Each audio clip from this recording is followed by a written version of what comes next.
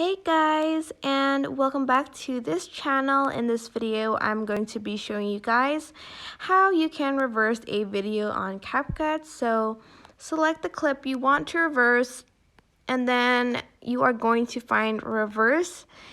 So don't forget to click on the video. You're not going to find it in the main menu, or just press edit over here. And then you are going to find the reverse button, and you're just going to wait for the video to reverse. And that is basically it. Super simple, but I hope this tutorial was helpful for you guys.